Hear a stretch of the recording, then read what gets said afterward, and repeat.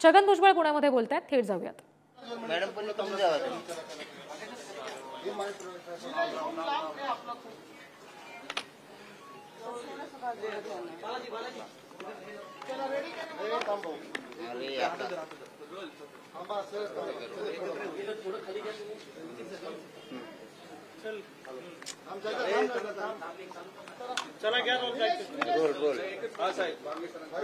अरे थांब याचा काय तोंड बघायला क्या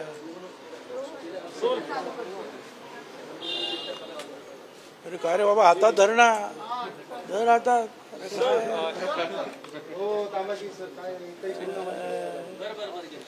झालं का सरास बैठक आहे. सरास बैठक आहे, काय आढावा घेणार नाही मी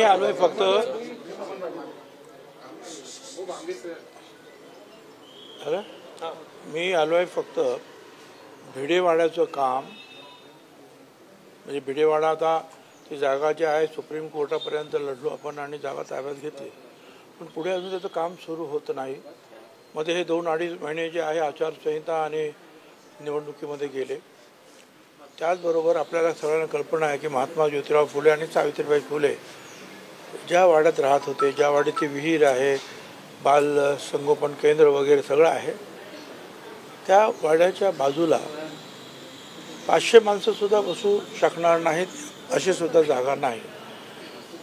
त्यामुळे ती जागा मोकळी करावी आणि महानगरपालिकेचं आणखीन एक 300 मीटरवर सावित्रीबाई फुले यांचं एक स्मारक आहे, ते जोडण्यात यावं यासाठी आम्ही गेली कित्येक वर्षे प्रयत्न करतो, परंतु पाऊल काय पुढे पडत नाही.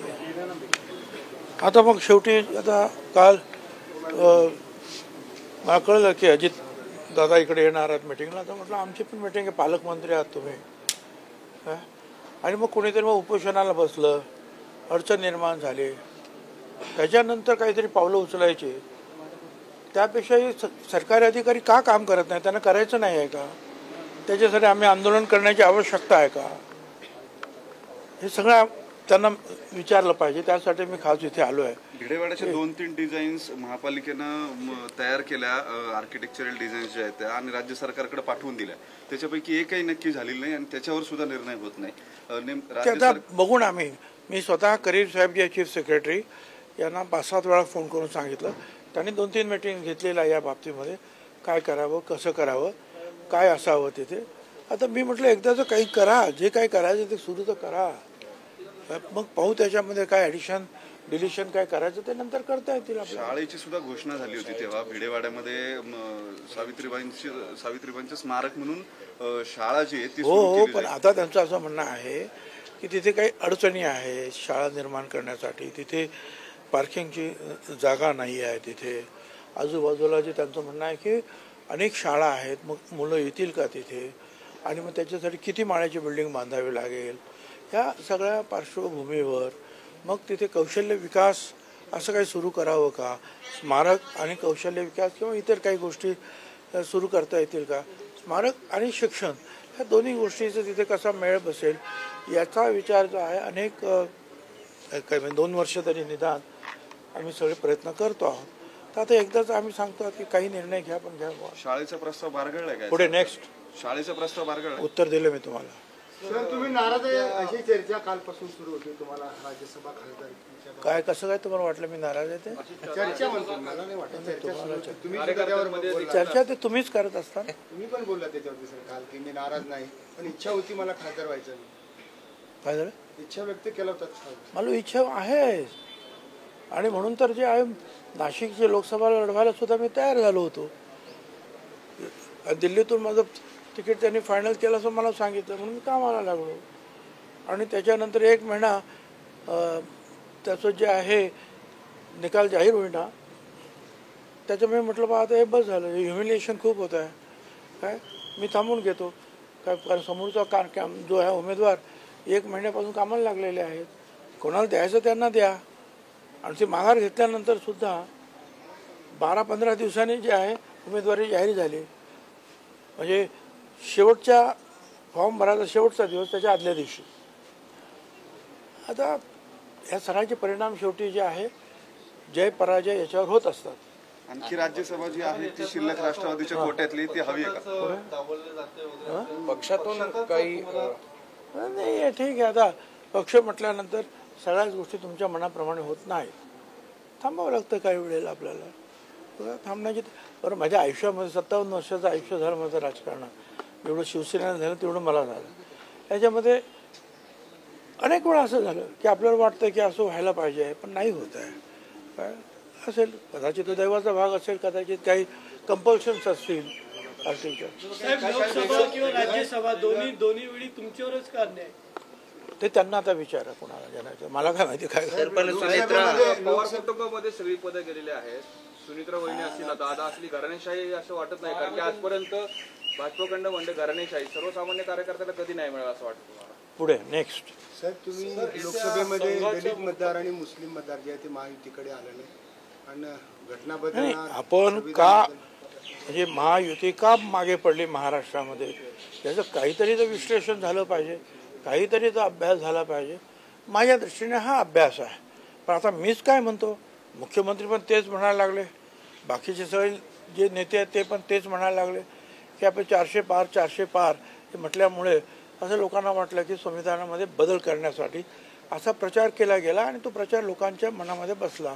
त्याच्यामुळे दलित आणि आदिवासी समाज दूर गेले आणि मुस्लिम समाज तर दूर गेलेच होते, काय ते तुम्हाला कल्पना आहे? साहेब केंद्र सरकारने नाफेडचे अधिकार गोठवलेत, केंद्र सरकारने नाफेडचे, मला काही कल्पना नाही। येत्या 15-20 दिवसात महायुती दिसणार नाही आणि अर्थसंकल्प अधिवेशन संपल्यानंतर हे तिन्ही पक्ष वेगळे होतील असं रोहित पवारांचा दावा आहे।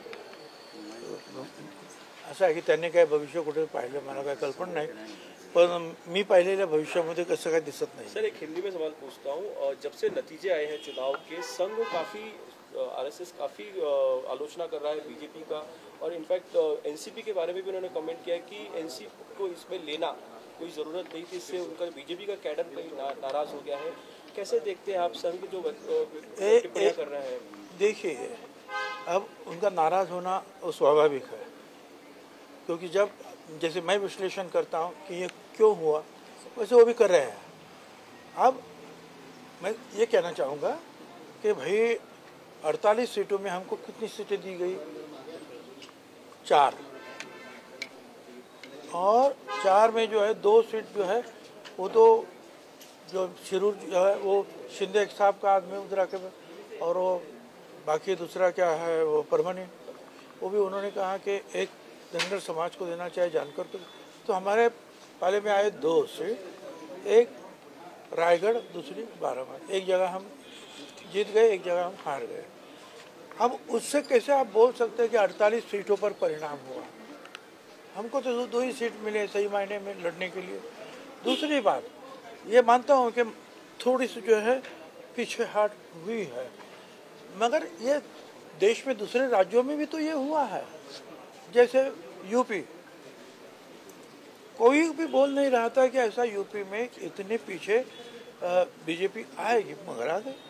तो उसके कारण जो है ये सिर्फ अजीत पवार गट ये है, ये कहना मैं वाजिब नहीं समझता हूँ। संघ की आलोचना ठीक है, उनकी आलोचना करने का किया है, उसके ऊपर मैंने आपको जो जवाब दिया है। सर नाशिकमध्ये हलाल सर्टिफिकेटला प्रत्युत्तर म्हणून काही साधू हलाल सर्टिफिकेटला प्रत्युत्तर म्हणून काही साधू मंत्र्यांकडून आता प्रसादाला सुद्धा सर्टिफिकेट दिले जाणार आहे, तशी संकल्पना प्रसाद घ्यायला ओम प्रमाण मला काय मला एक सवाल और पूछता हूं सर, लोकसभा वाणिज्य मंत्रालय ठरवणार आहे आता कि लोकसभा स्पीकर का चुनाव होना है, एनडीए अलायंस के तौर पर आप ये जो पद है लोकसभा स्पीकर का वो अलायंस पार्टी को आना चाहिए? आपण बघितलं पुण्यामध्ये छगन भुजबळ बोलत होते। अजित पवारांसोबत आज महत्त्वाची बैठक त्यांची पार पडतेय, भिडेवाडा तसंच सावित्रीबाई फुले यांचं जे स्मारक आहे त्या संदर्भातली महत्त्वाची बैठक आहे आणि त्यासाठी ते पुण्यात आहेत।